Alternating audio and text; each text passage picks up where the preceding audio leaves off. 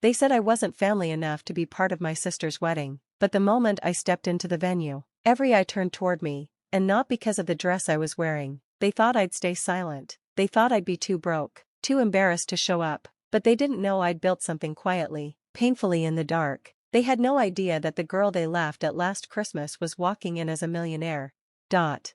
If this story already got you hooked, don't forget to subscribe, like, and share this video. You don't want to miss what happens next. 2 months ago, I found out I wasn't even invited to my own sister's bridal shower. My mom said it was too intimate, and my name just slipped through the cracks, but that was just the start. A week later, I saw the wedding group chat on my cousin Emma's phone. They made another one without me. It wasn't a mistake, it was intentional. They even joked about how I wouldn't fit in with the aesthetic.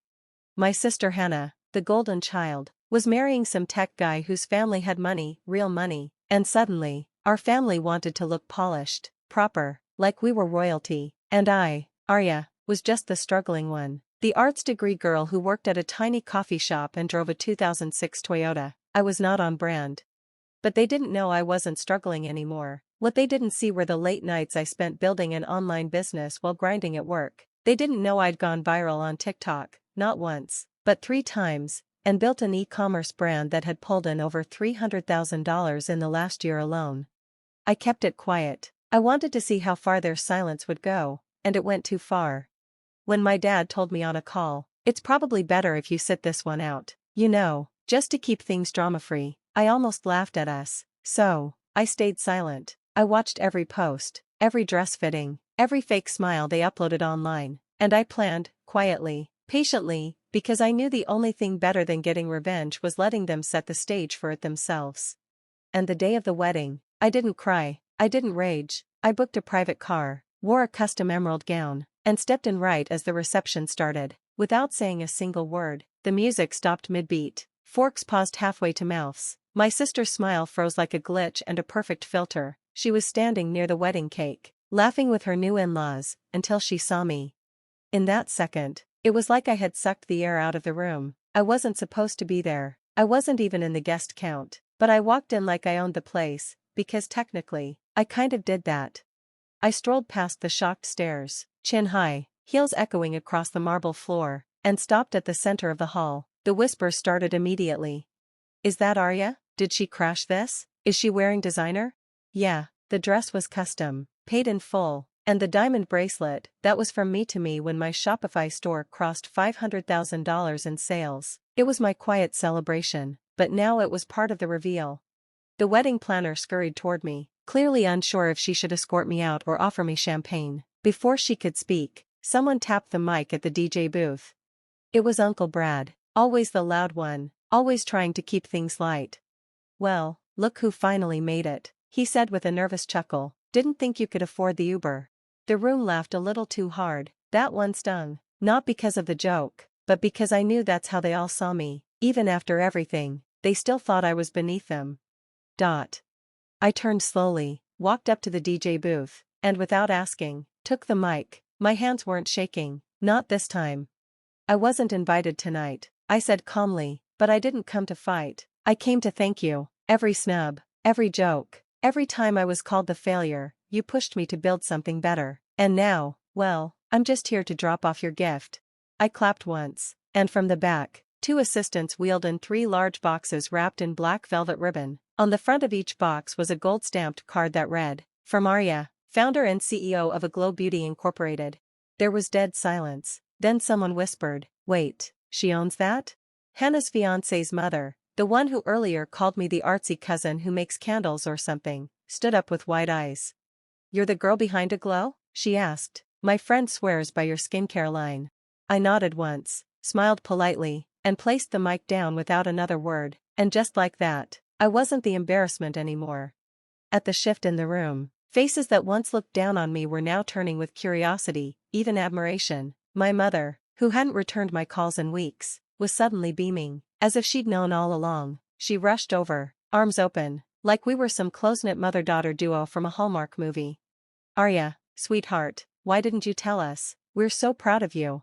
I stepped back slightly. "You mean proud like when you told me not to embarrass the family with my silly business dreams? Or proud like when you didn't even send me an RSVP?" Her smile stiffened, caught in the spotlight of her own lies. She looked around nervously, sensing people were listening. You know, we didn't mean that. It was just weddings are chaotic. Things fall through the cracks. I didn't let her finish. Mom, it wasn't chaos. It was clarity. You just made it clear I was never enough, until now. As I turned away, I locked eyes with Hannah. She looked like she'd seen a ghost. Her perfect wedding makeup couldn't hide the panic. You could have just messaged me, she hissed under her breath. You didn't have to make it a scene. I tilted my head. And you didn't have to erase your own sister from your life just to impress your new in-laws. But here we are. She opened her mouth to argue, but her fiancé, Nate, stepped forward before she could. Wait, you're Arya Collins? He asked, stunned, as in the Aglow founder, the same brand my firm's been trying to get a partnership with. I could almost feel her soul leave her body. I gave a soft nod. Your pitch emails kept ending up in my trash folder, now I know why. Gasps rippled through the crowd. Nate looked like he wanted to disappear, and Hannah, she was furious. Her perfect curated reality was cracking, and I hadn't even said half of what I came to say, but I didn't need to. The damage was done. The entire event shifted. Cousins I hadn't spoken to in years started inching closer, asking about my products, how I started, if I could follow them back. Even the photographer asked for a few solo shots, just in case the press picks this up. Suddenly, I wasn't the extra. I was the headline. And as they brought out the wedding cake, I walked to the back patio, leaving the chaos behind, phone buzzing with new notifications. But just before I could catch my breath, someone followed me outside, and it wasn't who I expected. It was Nate. I turned slowly, unsure what he wanted, an apology, a deal, or maybe just damage control, but his expression wasn't angry. It was confused, curious, even a little impressed. I'm not here to cause more drama, he said, keeping his voice low. I had no idea. You don't seem like the kind of person who hides success. I raised an eyebrow. And you don't seem like the kind of guy who marries a woman who erases her own sister. He let out a tight, uncomfortable laugh. Yeah, about that. I've been noticing things. I guess I just didn't want to admit it until tonight. Noticed what? I asked, folding my arms. That your family is different when you're not around. They talk about you like you're disposable, like your failures make them feel better about their own lives. He looked at me, really looked at me for the first time. But now I see what they were afraid of. You're not a failure, Arya, you're a threat. For a moment, I didn't know what to say. The guy who married my sister, who had every reason to play dumb, was actually seeing through their glittery facade. But before I could respond, Hannah stormed through the doors, mascara smudged, face flushed with rage. Are you seriously out here flirting with my husband? Nate held up his hands. Hannah, calm down, we were just talking. Oh, really? She snapped, eyes blazing. You humiliate me at my own wedding, and now you're stealing my husband, too.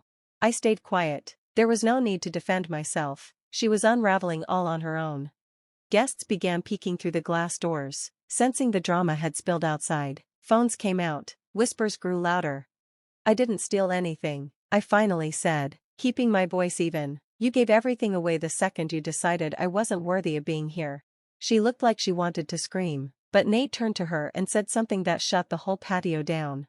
You lied to me. You said Arya was toxic, jealous, lazy. You never told me she built one of the fastest growing beauty brands in the country. You hid that. Why? Hannah was speechless, cornered, and just then my phone buzzed. I looked down. It was an email from a major investor I'd been chasing for months. The subject line said, "Saw the wedding. Let's talk Monday. Interested in a deal." I smiled without another word. I turned and walked back inside. Because this story, it wasn't about proving them wrong anymore. It was about proving me right. As I walked back into the reception hall, something inside me shifted. The shame I used to carry, the weight of being the disappointment, the weird sister, the dreamer with no plan, was gone. I wasn't here for revenge anymore. I was here to reclaim my place, on my terms. The DJ, now unsure whether to play the next song or announce a scandal, froze when I passed him. I gave him a reassuring nod. Play something upbeat, I said. Let's not ruin the party. It's still her wedding, after all. And just like that, the music resumed. People awkwardly returned to their seats, pretending like nothing had happened, but the tension lingered like smoke after a fire. I found a quiet corner, sat down, and sipped the champagne I hadn't been offered earlier. Within minutes, people started approaching one by one. An aunt who once said I'd never make it without a real job leaned in and whispered, "We always knew you had potential." A cousin asked if I could help her start her own small business, the same cousin who once told everyone I was delusional.